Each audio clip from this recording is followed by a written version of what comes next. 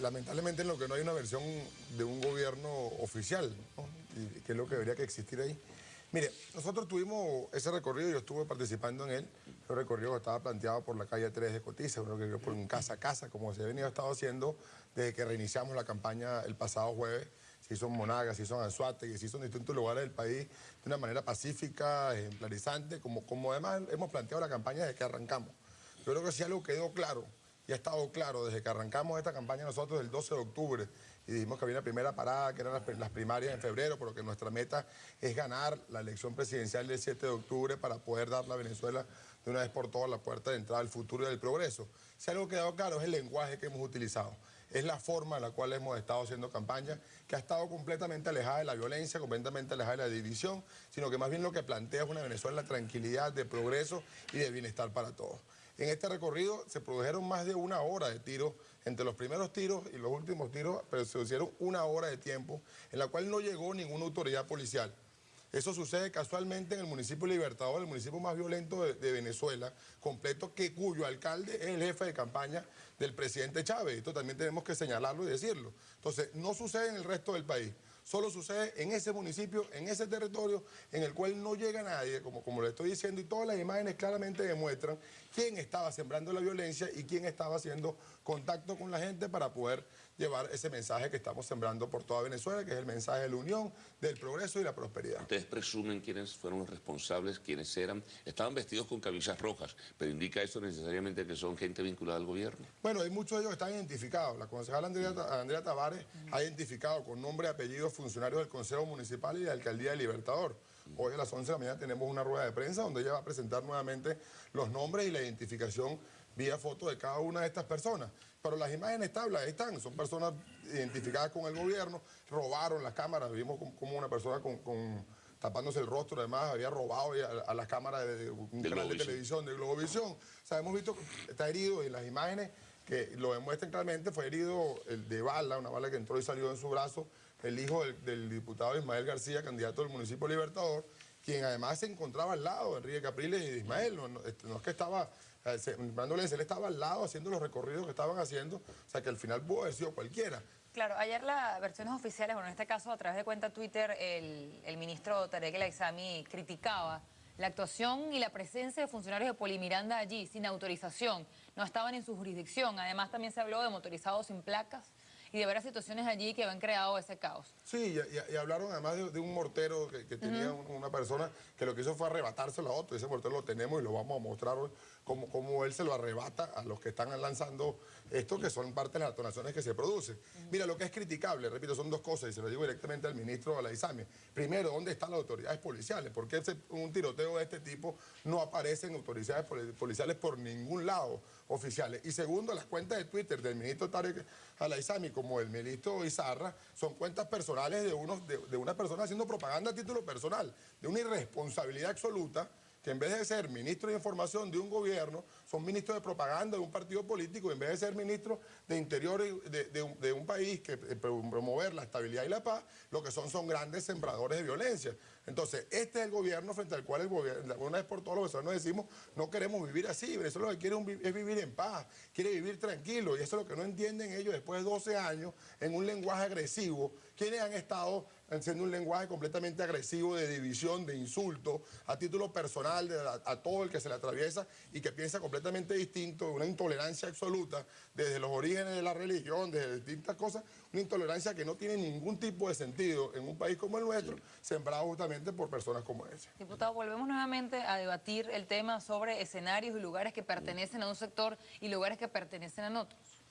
Mire, yo creo que lo primero que tenemos que cuestionar es la violencia.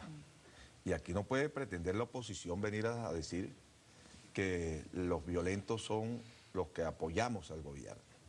Allí están unas manifestaciones de violencia de funcionarios que no precisamente pertenecen al gobierno nacional, funcionarios que pertenecen al gobierno del Estado Miranda. ¿Y eso está confirmado? Bueno, ahí como él señala, si se le da credibilidad a eso que él está señalando, que reflejan los medios de comunicación, entonces también le tiene que dar credibilidad a las motos, a los funcionarios que están en las motos, así como también a esa persona que llevaba ese mortero, que precisamente no había violencia en el momento que él llevaba el mortero. De modo que aquí hay que cuestionar la violencia, venga de donde venga. Y eso ha sido una constante del ciudadano presidente de la República y de todos los funcionarios del gobierno de la revolución sobre las situaciones de violencia. No es el mecanismo para resolver lo que tiene que ver con las diferencias políticas en el país. Estos grupos no se van de las manos de la autoridad a veces, Manuel. No, pero es que precisamente, así como se señala de que pudiera irse de las manos, usted ha escuchado al presidente haciendo llamado a que ese no es el mecanismo, como le ha hecho llamado al proceso de invasión que precisamente se ha dado en 3 estados, que es sumamente llamativo, ¿no? Que en los estados donde se da es donde gobierna la oposición y precisamente su epicentro es en el municipio de Sucre, donde gobierna la oposición. Entonces aquí no puede pretender venir la oposición a decir que son las madres Teresa de Calcuta. No, hermano. Aquí fueron a un sitio y perfectamente pudieron haber evitado esa confrontación, porque para eso están los líderes. Si hay altura política de quienes dicen querer gobernar este país en el marco de una visión de respeto, pudieron perfectamente llamar a sus partidarios y evitar esa situación de confrontación allí. Cuando se sabía que allí había un despliegue de un partido desde la mañana, convocado, y que la presencia de ellos posterior iba, por supuesto, a generar una situación de disconformidad. O sea, el PSUV había convocado una actividad Una actividad allí antes de despliegue de patrulleros y patrulleras. Y eso lo sabía la oposición. Así que aquí no Pero democráticamente no se pueden compartir esos espacios. Perfectamente. Por eso. No, pareciera que no, perfectamente. Ahora, ¿quién provoca? ¿Quién provoca la situación? ¿Es el PSUV que fue a sectores donde la oposición estaba efectuando actividades?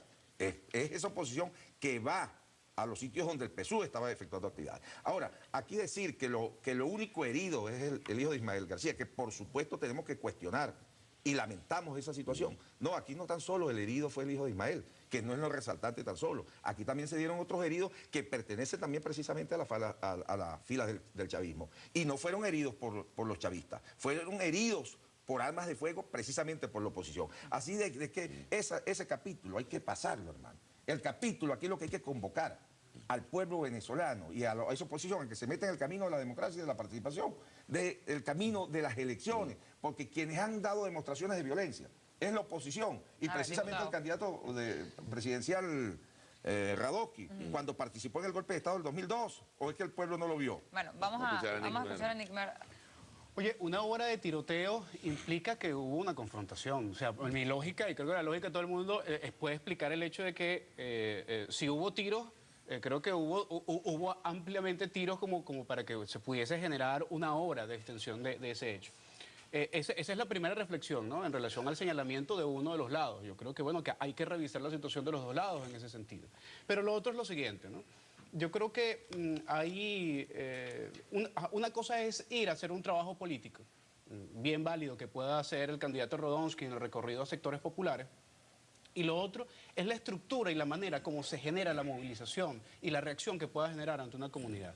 La gente de Cotiza expresa que la movilización de Capriles Rodonsky, lamentablemente, no fue una movilización que se expresa en el hecho de gente apoyando al candidato y haciendo recorrido por las calles, sino que es una presencia avasallante, con motos, funcionarios policiales sin identificación. Eso es una cosa que cualquier comunidad puede generar reacción contraria, y especialmente en un sector como Cotiza, en donde se sabe muy bien que la mayoría de la gente y la presencia del Partido Socialista Unido de Venezuela y del Gran Polo Patriótico es amplio. Entonces yo creo que ha habido una intención de provocar, sin duda alguna, una circunstancia, y creo que se está copiando un poco el modelo, en ese sentido, de la ex candidata a las primarias de la oposición, que también que utilizó este tipo de elementos para victimizarse.